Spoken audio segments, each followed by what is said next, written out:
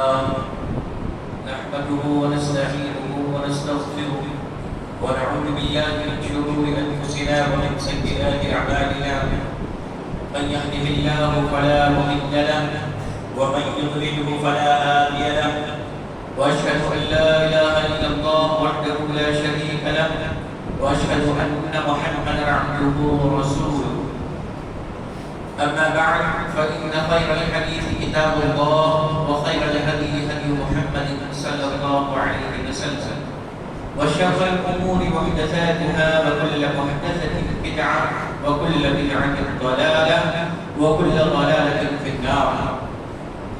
فأعوذ بالله السميع العليم من الشيطان الرجيم. بسم الله الرحمن الرحيم. يا أيها الناس اتقوا ربكم الذي خلقكم من نفس واحدة وخلق منها زوجها وبث منهما رجالا كثيرا ونساء واتقوا الله الذي تساءلون به والأرحام إن الله كان عليكم رقيبا. يا أيها الذين آمنوا اتقوا الله وقولوا قولا سديدا يصلح لكم أعمالكم ويغفر لكم ذنوبكم ومن يطع الله ورسوله فقد فاز فوزا عظيما. يا أيها الذين آمنوا اتقوا الله حق تقاته ولا تموتن إلا وأنتم مسلمون.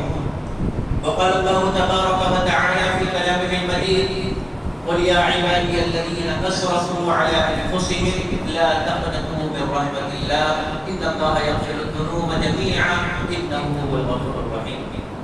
تمام قسم کی تعریف و ثنا کبریائی بڑائی لڑکائی تنہائی بادشاہی شہنشاہی سب رب العزت کی ذات بابرکت کے لیے اور بے شمار درود و سلام اللہ کے پیارے حبیب جناب محمد رسول اللہ صلی اللہ علیہ وسلم کی ذات اقدس پر.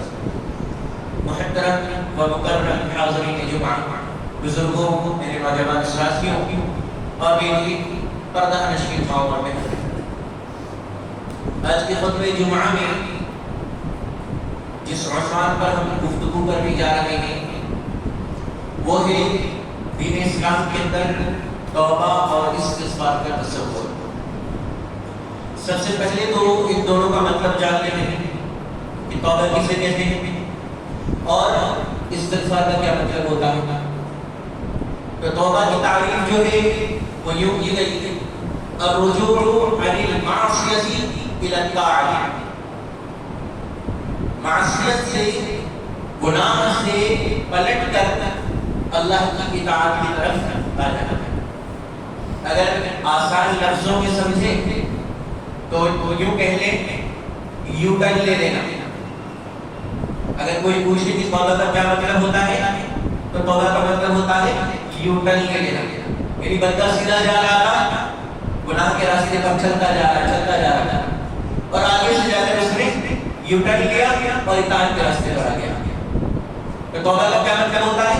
الرجوع عن المعصیۃ الی الطاعۃ. گناہ سے پلٹ کر، گناہ کے راستے سے پلٹ کر اللہ کی اطاعت کی طرف، اللہ کی تابعداری، اس کی فرما برداری کی طرف آ جانا. یہ ہوتا ہے توبہ کا مطلب. عربی زبان میں توبہ یتوب کا مطلب ہوتا ہے پلٹا، یعنی سیدھا جا رہا تھا واپس پلٹ گیا، ٹو کم بیک. اور استغفار کس کو کہتے ہیں؟ گناہ ہو گیا ہے، طلب المغفرۃ بالدعاء، دعا کے ذریعے سے اللہ سے مغفرت طلب کرنا، معافی چاہنا. میرے رب مجھ سے گناہ ہو گیا ہے تو مجھے معاف کر دے. تو دونوں کا مطلب سمجھ میں آیا. توبہ کا مطلب گناہ سے پلٹ کر اطاعت کی طرف آ جانا اور استغفار کا مطلب دعا کے ذریعے سے اللہ سے مغفرت چاہنا. تو امید کرتا ہوں کہ دونوں کی ڈیفینیشن اچھی طرح سے سمجھ میں آ گئی. آگے بڑھتے ہیں. اللہ تبارک و تعالیٰ کا توبہ کتنی پسند ہے، کتنا محبوب رکھتا ہے اللہ توبہ کو، اس کو اس حدیث کے ذریعے سمجھیے. حدیث اس طرح سے وعن ابي موسى رضي الله تعالى عنه عن النبي صلى الله عليه وسلم قال ان الله عز وجل يبسط يده بالليل يتوب مسيء النهار ويبسط يده بالنهار يتوب مسيء الليل حتى تطلع الشمس من مغربها. رواه مسلم في كتاب التوبہ. امام مسلم رحمہ اللہ اس حدیث کو صحیح مسلم کے اندر کتاب التوبہ کے اندر لائے. اسی طرح سے حدیث کے راوی حضرت ابو موسیٰ اشعری رضی اللہ تعالی عنہ وہ بیان کرتے ہیں کہ رسول اکرم صلی اللہ علیہ وسلم نے ارشاد فرمایا اللہ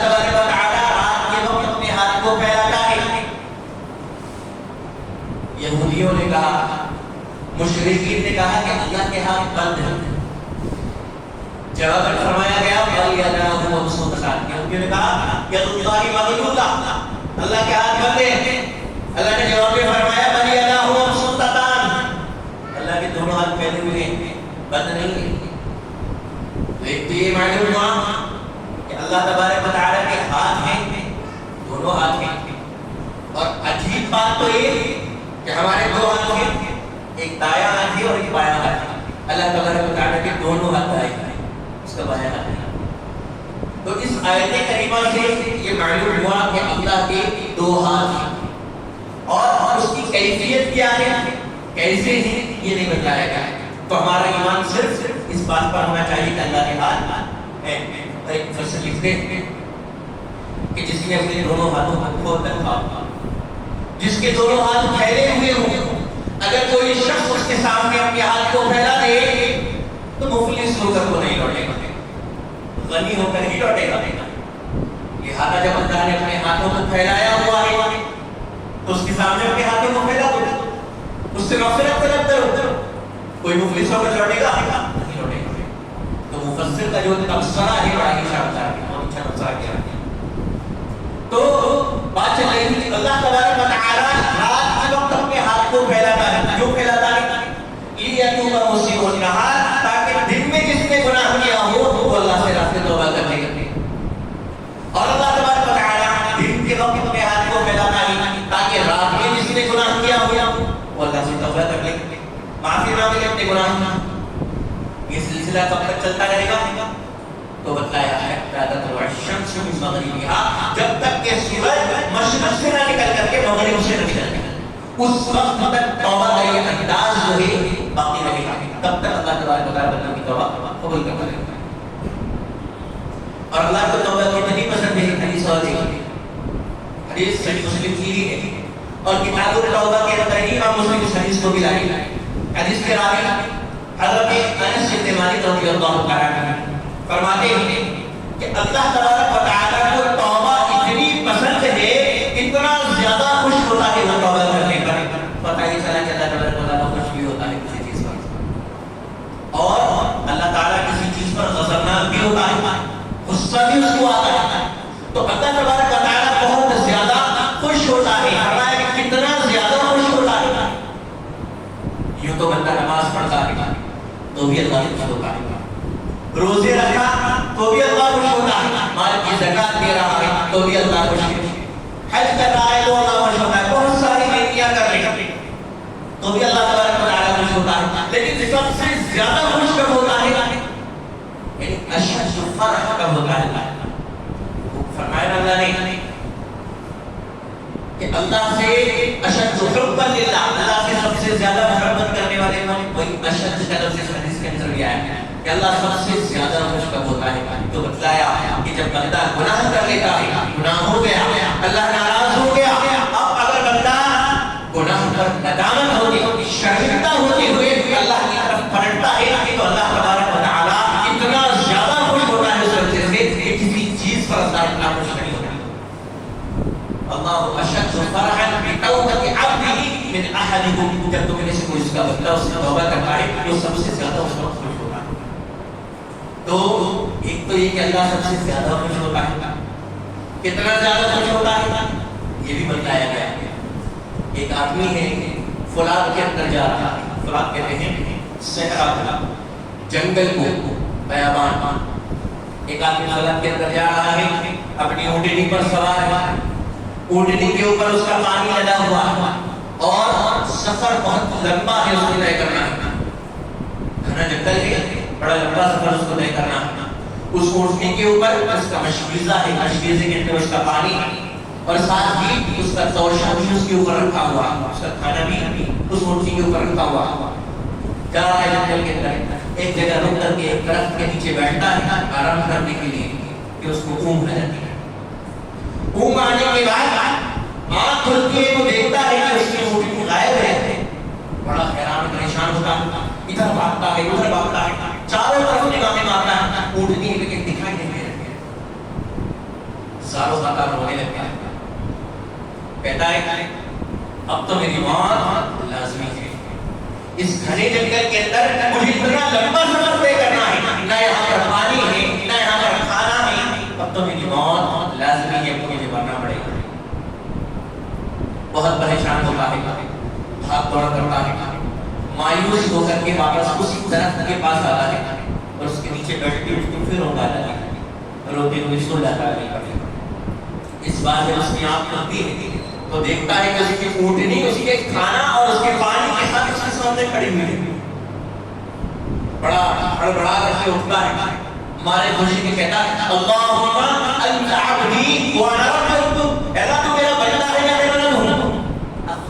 خطا کر جاتا ہے، غلطی کر جاتا ہے، بول لے کہتا ہے اللہ تو میرا بندہ ہے میں تیرا رب ہوں۔ اللہ تبارک و تعالیٰ کو اس مثال کے اندر اس کی ہڑبڑاہٹ، اس کا یہ انداز اس قدر زیادہ پسند آتا ہے۔ اللہ فرماتا ہے کہ یہ بندہ اپنی اونٹنی کے ملنے پر جتنا زیادہ خوش ہوا ہے، میں اس سے کہیں زیادہ خوش کب ہوتا ہوں جب میرا بندہ گناہ کرنے کے بعد میری طرف پلٹ آتا ہے، مجھ سے معافی مانگتا ہے۔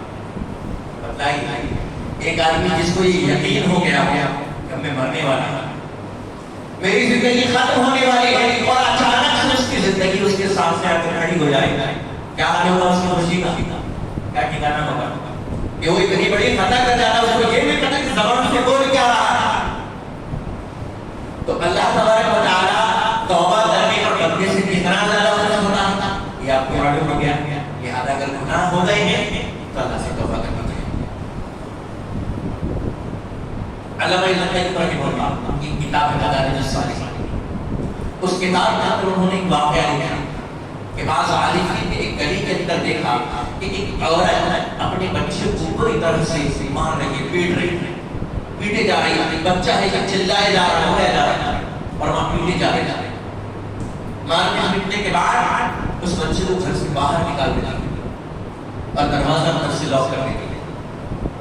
بچہ دیکھتا ہے کہ دروازہ بند ہے، بڑا غمگین ہے، روتا ہوا تھوڑی دور جاتا ہے، تھوڑی دور جانے کے بعد واپس پلٹتا ہے اور دیکھتا ہے کہ کوئی اس کا بسانے والا نہیں، کوئی اس سے پوچھنے کے لیے نہیں آ رہا ہے کہ بھائی کیوں اتنا غمگین ہے؟ متفکرا حزینا، بہت زیادہ فکر مند ہے، بڑا مغموم ہو گیا ہے، چھوٹا بچہ، کوئی اس سے پوچھنے والا نہیں کیوں رو رہا۔ تھوڑی دور جا کر واپس پلٹتا ہے، گھر کی طرف آتا ہے، اگر دیکھتا دروازہ ابھی بھی بند ہے، وہیں پر گھر کی چوکھٹ پہ اپنے گائے کو رکھ کے روتا روتا سو جاتا ہے۔ تھوڑی دیر کے بعد ماں نے جب دروازہ کھولا تو دروازہ کھولنے کے بعد دیکھا کہ بچہ جو ہے دھول مٹی میں سنا ہوا گھر کی چوکھٹ پر گال لگا کے سویا ہوا۔ باقی مامتا تڑپ جاتی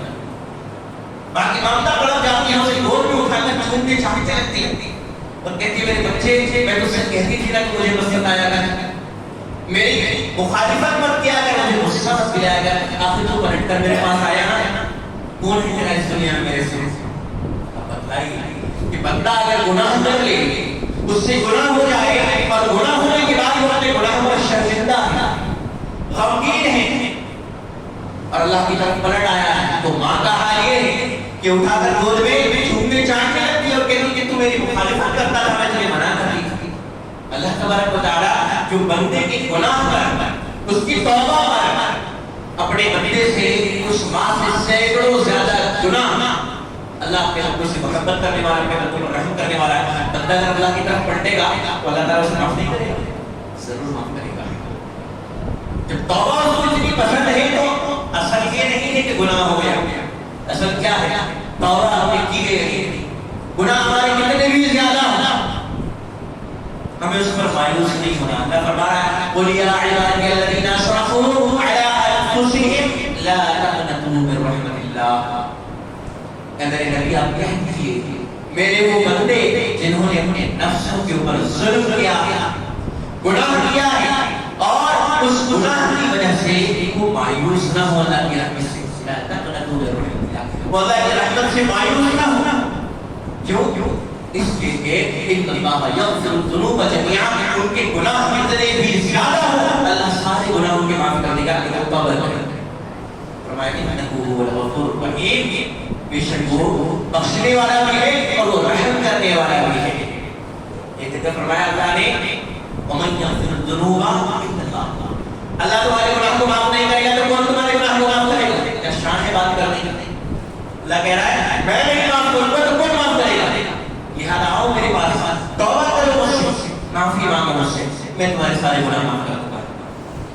تو اب کو معلوم ہو گیا کہ اللہ تبارک و تعالیٰ توبہ پر اتنا زیادہ خوش ہوتا ہے اور گناہ اتنے بھی زیادہ ہو تو وہ سب کو معاف کر دے گا۔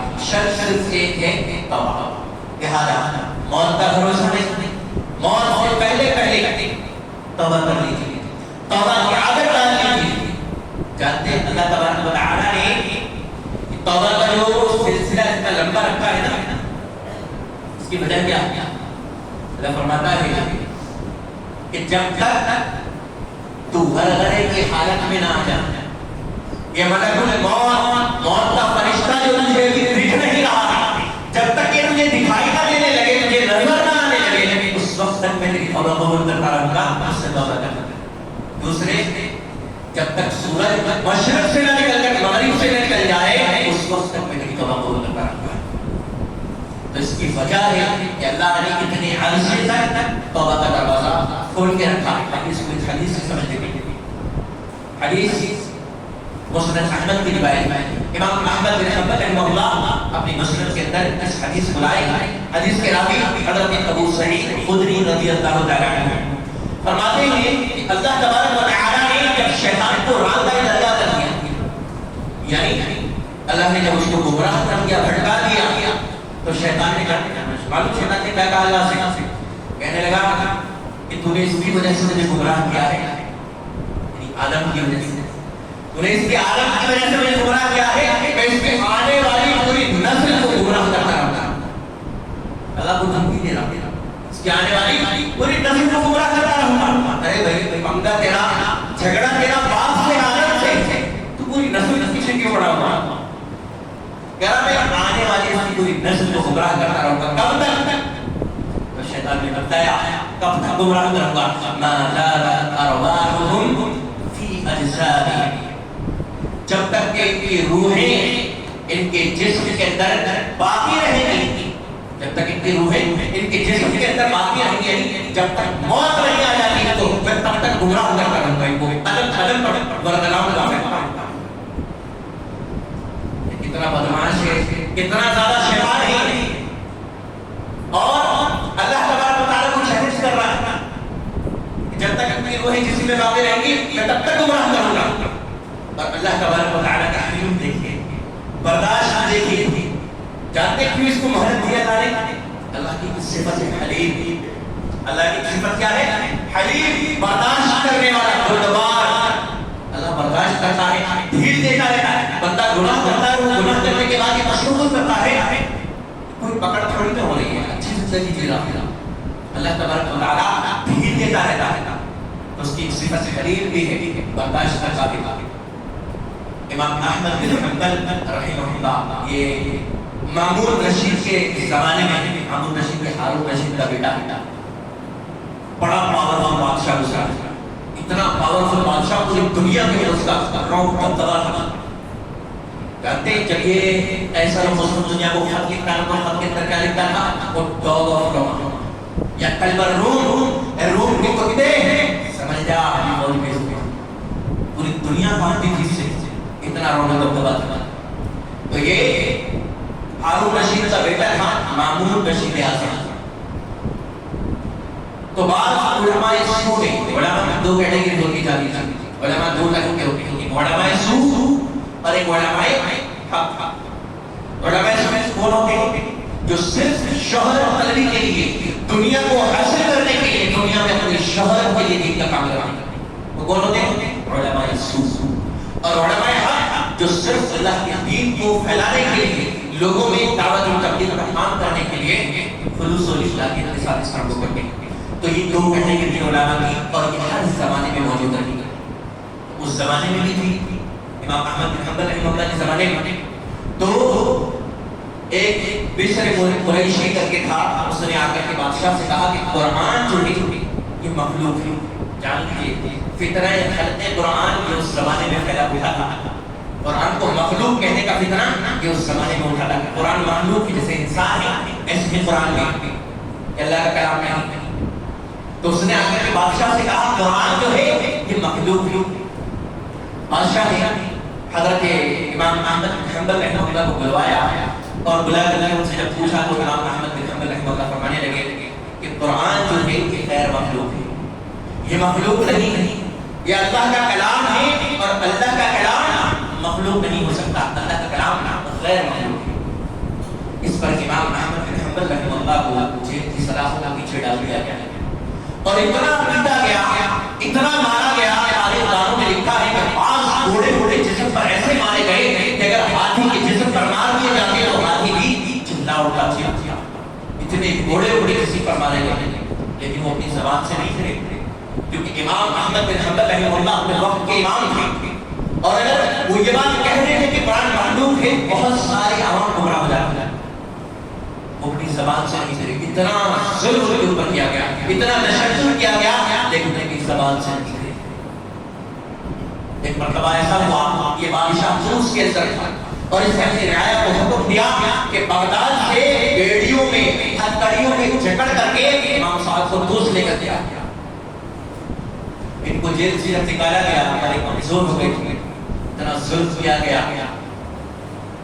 تو اس وقت جیل سے جب نکالا گیا تو انہوں نے اپنی زبان سے دعا کی. امام احمد بن حنبل رحمہ اللہ نے یا سیدی اے میرے آقا, لیکن سمعی امام اللہ کی ایک صفت سید بھی تھی کہ یا سیدی غرق بحر الفاجر حتی یتجرم علی اولیائی. اے میرے آقا, اے میرے سید, تیرے حلم میں بتایا اللہ کی صفت کیا ہے, بردبار, برداشت کرنا. امام احمد بن حنبل رحمہ اللہ کیا کہہ رہے ہیں, تیرے علم نے, تیری بردباری نے, تیرے برداشت کرنے نے اس فاجر کو مغرور بنا دیا ہے. اس نے اتنی جرأت کی کہ تیرے اولیاء دوست کو کبھی ظلم کرنے سے باز نہیں آ رہا. اے اللہ, اسے اس وقت تک موت مت دینا جب تک کہ اس کا جسم جو ہے, اس کا گوشت جو ہے گل کر کے ٹکڑوں میں نہ پڑ جائے. اس وقت تک اس کو موت مت دینا کہ تیرے اولیاء پر, تیرے دوستوں پر ظلم کر رہا تھا. یہ بددعا تھی امام صاحب نے. اور اس کے بعد کیا ہوا, تاریخ دانوں نے لکھا کہ یہ بادشاہ اس قدر بیمار پڑا, ایسا بیمار پڑا کہ اس کے جسم کا حصہ جو ہے گل کر کے گوشت ٹکڑوں میں گرنے لگا اور موت نہیں آئی اس کو اس وقت, پورا جسم گل کر کے گرنے لگا. یہ امام احمد بن حنبل رحمہ اللہ کی بددعا تھی اس شخص کو. اور جب جسم سے گوشت گل کر کے گرنے لگا تب اس بادشاہ نے کہا بھی کہ مجھے امام صاحب کی بددعا لگی, تب جا کر اس کو موت آئی. تو بتانے کا جو مقصد ہے, اللہ کی صفت کیا ہے, بردبار, اللہ برداشت کرتا ہے. ظلم اگر ہو رہا ہے تو یاد رکھیے ہم حالات کے جھڑوں سے گھبرا جاتے ہیں, لیکن معاملہ ایسا نہیں ہے. کوئی ہے جس کی ڈور خالی ہوئی ہے اور جب وہ ڈور کھینچے گا تو اس کو خالی نہیں ہوگا. تو بات چل رہی تھی کہ شیطان نے اللہ تبارک و تعالیٰ کو چیلنج کیا کہ میں تیرے بندوں کو, آدم کی اولاد کو اس وقت تک گمراہ کرتا رہوں گا, راہ سے بھٹکاتا رہوں گا جب تک کہ اس کو موت نہ آ جائے, اس کی جسم کے اندر جب تک روح باقی رہے گی. اللہ تبارک و تعالیٰ نے فرمایا مجھے چیلنج کرتا ہے, مجھے دھمکی دیتا ہے, جا میرے بندے جب تک مجھ سے توبہ کر کے رہیں گے میں انہیں معاف کرتا رہوں گا. ان کے گناہ کتنے بھی زیادہ ہو جائیں, اگر یہ مجھ سے توبہ کر لیں گے میں ان کو معاف کرتا رہوں گا. انہیں کتنا بھی بہکالے گا, اور جو صحیح معنوں میں میرے مومن بندے ہوں گے وہ تیرے بہکاوے میں نہیں آئیں گے. اللہ تبارک و تعالیٰ نے چیلنج دیا شیطان. اور ہمارے یہاں توبہ کا عجیب و غریب تصور ہے اسلام کے اندر. پہلے وہ حدیث آپ کے سامنے رکھ دیتا ہوں. حدیث ابن ماجہ کی روایت ہے. حدیث کے راوی حضرت انس بن مالک رضی اللہ تعالی عنہ فرماتے ہیں, انس بن مالک رضی اللہ تعالی عنہ نبی اکرم صلی اللہ علیہ وسلم نے ارشاد فرمایا کل بنی آدم خطاء وخیر الخطائین التوابون. نبی اکرم صلی اللہ علیہ وسلم نے ارشاد فرمایا کہ بنی آدم تمام کے تمام خطاکار ہیں. آدم کے سارے بیٹے ساری بیٹیاں خطاکار ہیں. اور صرف خطاکار نہیں ہے، کیا کہا؟ خطاؤں، بہت سارے گناہ ان سے ہو جاتے ہیں۔ جمع کا صیغہ استعمال کیا، اس سے معلوم ہوتا ہے کہ بہت سارے گناہ انسان سے ہو جاتے ہیں۔ خطاؤں، بہت سارے گناہ ان سے ہو جاتے ہیں۔ وَخَيْرُ الْخَطَّائِينَ التَّوَّابُونَ، اور سب سے بہترین گناہگار، دیکھیں اسلام کے اندر گناہگار کا بھی اتنا عجیب تصور ہے، گناہگار بھی بہترین ہوتا ہے۔ کیا بات ہے؟ اسلام کے تصور گناہگار بھی بہترین ہوتا ہے۔ کون بہترین ہے؟ بتایا وَخَيْرُ الْخَطَّائِينَ التَّوَّابُونَ، سب سے بہترین خطاکار، سب سے بہترین گناہگار وہ ہیں جو گناہ ہو جانے کے بعد اللہ سے توبہ کر لیتا ہے، اللہ سے معافی مانگ لیتا ہے۔ یہ اسلام کے اندر ایک گناہگار کا تصور ہے۔ تو یہ حدیث بھی ہمیں کیا بتاتی ہے کہ گناہ ہو سکتے ہیں۔ آدمی یہ نہ سوچے، یہ تصور نہ کرے کہ میں اپنی زندگی میں کبھی گناہ نہیں کروں گا۔ ہاں، اچھی چیز ہے اگر وہ تحیہ کرنے، لیکن گناہ ہو سکتے ہیں۔ اس حدیث میں تو یہ کہا گیا کہ سارے کے سارے بنی آدم کی جتنی اولاد ہے سب خطاکار ہے، سب گناہگار ہیں۔ کوئی چھوٹے گناہ کرتا ہے، کوئی بڑے گناہ کرتا ہے، لیکن گناہگاروں میں سب سے بہترین گناہگار وہ جو گناہ ہونے کے بعد توبہ کر لیتا ہے، اللہ سے معافی مانگ لیتا ہے، اور سب سے بہترین خطاکاری ہے۔ تو میرے بھائی کو خلاصہ جو ہے آج کے خطبے کا وہ یہ کہ انسان گناہ کتنے زیادہ کرے، ہمارے گناہ سمندر کے جھاگ کے برابر ہی۔ رمضان کا مہینہ بھی گزرا، بہت افسوس کے ساتھ کہنا پڑتا ہے مسجدیں ویران ہو گئی۔ میرے بھائیو، رمضان ختم ہوا ہے، اسلام ختم نہیں ہوا۔ اسلام باقی ہے۔ مسجدوں کے اندر نمازیں آج بھی ویسے ہی ہوگی جس طرح سے رمضان میں آپ نے پڑھی اور ہو رہی ہے۔ بہت افسوس ہوتا ہے، لہذا آپ نے رمضان میں اللہ تبارک و تعالیٰ سے اتنی دعائیں مغفرت طلب کی، ہو سکتا ہے بہت سارے لوگوں کے گناہ اللہ نے معاف کر دیے ہوں گے، لیکن پھر اس کے بعد اس کی روش پر چل پڑے جو پرانی روش پہ رمضان سے پہلے پڑے۔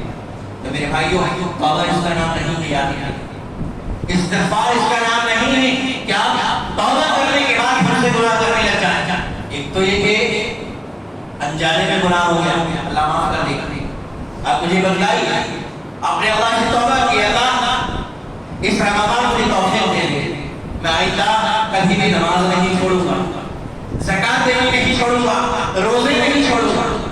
آپ نے اللہ سے توبہ کر لی، ہو سکتا ہے اللہ نے آپ کو معاف بھی کر دیا، اور آنے کے بعد ایک تو یہ کہ انجانے میں آپ سے گناہ ہوا، آپ جانتے ہیں اذان ہو رہی ہے اسی طرح سے جس طرح سے رمضان میں ہو رہی تھی، اذان کی آواز کانوں پر پڑ رہی ہے لیکن مسجد تک جانے کی توفیق نہیں ہو رہی۔ بتائیے دوبارہ کس منہ سے اللہ کے سامنے جائیں گے؟ ابھی توبہ کی، جانے میں تو اللہ تعالیٰ معاف کر دے گا، جان بوجھ کر پھر گناہ کر رہے ہیں۔ لہٰذا میرے بھائی، جس طرح سے وہ توبہ کی تھی اسی طرح سے توبہ پھر کیجیے۔